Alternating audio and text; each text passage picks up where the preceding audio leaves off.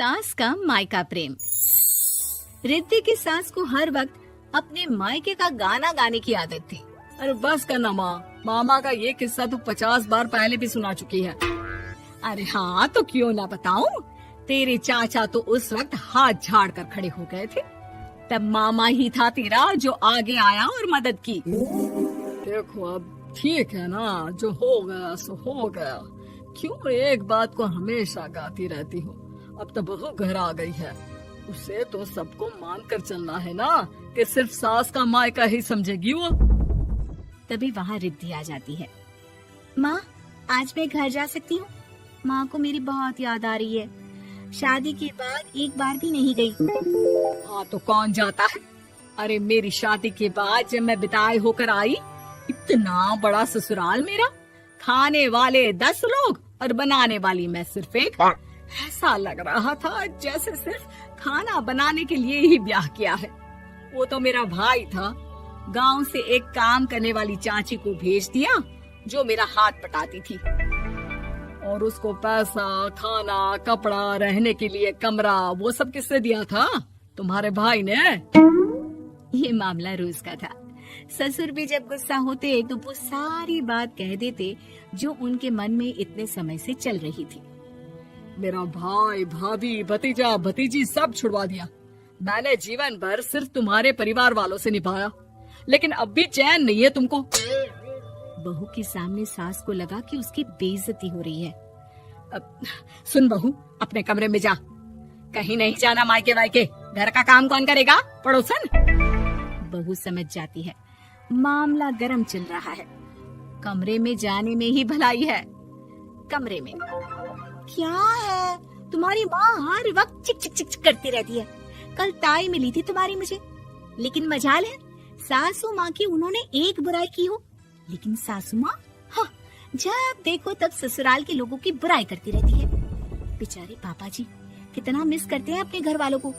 मेरा तो बड़ा मन करता है कि ताऊ जी, चाचा जी और सब मिलकर रहे, ना साथ रहे लेकिन आना जाना तो ठीक से रखिए।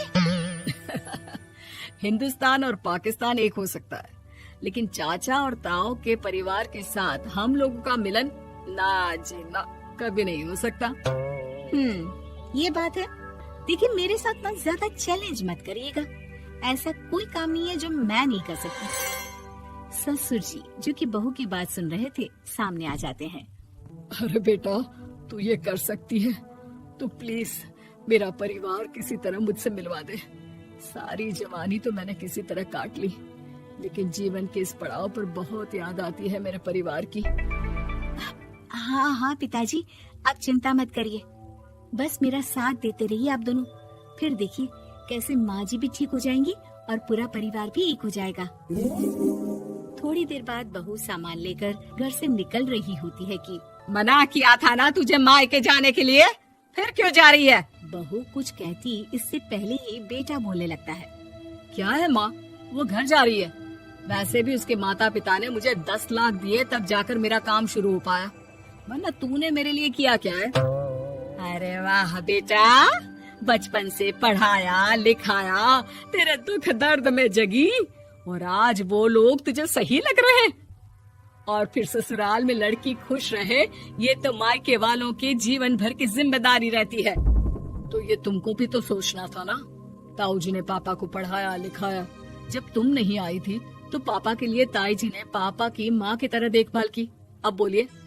अरे तू कुछ नहीं जानता बेटा, तेरे पापा को सब पता है, तभी वो उन लोगों से वास्ता नहीं रखते। मैं उन लोगों को जानता हूँ, लेकिन मैं तुम्हें नहीं जानता कि तुम्हारे मन के लायक काम नहीं हुआ तो तुम घर की शांति बर्बाद कर दोगी। सास जोर जोर से चिल्लाने लगती है। तभी वहाँ सास का भाई आ जाता है। अरे क्यों आप लोग मेरी बहन को परेशान करते रहते हैं? पहले ये जीजा कम थे, जब बहू भी आ गई। बहन, मैंने तो 30 साल पहले ही बोला था, अपना हिस्सा ले और छोड़ इन लोगों को, चल अपने साथ। बहू समझ जाती है कि मामा ससुर की नजर किस पर है। देखा, तुम लोग मुझे अकेला मत समझना, मेरा भाई खड़ा है आज भी मेरे लिए। बहू मायके जाती है और आते वक्त साथ में एक नौकरानी ले आती है। अरे बहू, कुछ खाने को दे दे। अरे आंटी, क्यों भाभी को परेशान करती रहती हो? उनके भाई ने मुझे जिम्मेदारी दी है। किसी भी चीज की परेशानी नहीं होनी चाहिए भाभी को। जो चाहिए मुझे बोलने का। आय हाय, बहू के मायके वालों का इतना दखल। ये मेरा घर है, कोई कल का आए इसे पूरा कैप्चर कर ले, ये बर्दाश्त नहीं होगा मुझसे। क्या हो गया सासू माँ?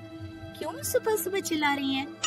चमेली, ओ चमेली, क्या कहा था मेरे भाई ने तुझे? अरे दीदी बहुत तेज है आपकी सासू माँ। मैंने तो बोला कुछ चाहिए तो मांग लो मुझसे। अरे निकल यहाँ से, घर को रेलवे स्टेशन बना रखा है, जो देखो वो घुमा जा रहा है यहाँ से वहाँ। ये कहीं नहीं जाएगी। ये जाएगी तो घर का काम कौन करेगा? मैं। हाँ, और क्या करती है बहुएं? घर का काम ही तो करती है, इसमें नया क्या है? तभी वहाँ ससुर जी आ जाते हैं। हाँ, तो यही बात तो तुम्हें भी समझनी चाहिए थी ना। आज बहू के मायके से नौकर आ गया तो तुम्हें बुरा लग रहा है? अरे तो उस वक्त गर्मा गर्म खाना तो सबने खाया ना। ऐसा तो नहीं है कि मेरे मायके का नौकर था तो सिर्फ मेरे लिए बनाता था। अरे निकालो इसे, फिलहाल बाद में बात करती हूँ। सास का गुस्सा जोर से नौकरानी पर फूटता है। तभी वहाँ बेटा सामान के साथ आकर खड़ा हो जाता है। चलो रिद्धि, तुम ठीक बोलती हो।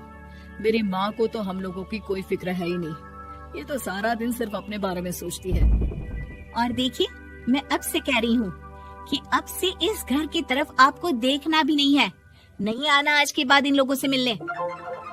हाँ हाँ, बस कभी कभी दिन में 2 बार मिलने आ जाओ।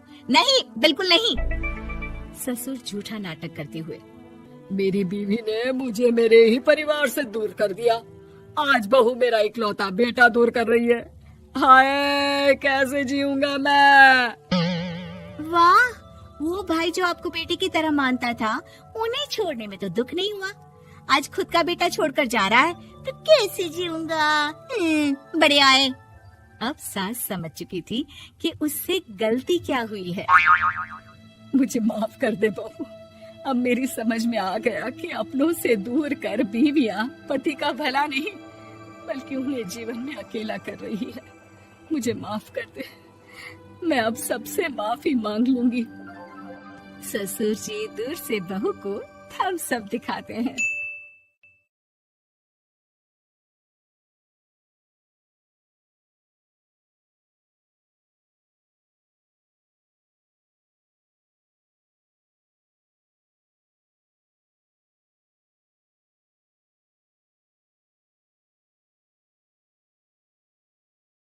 वीडियो को लाइक शेयर सब्सक्राइब करें।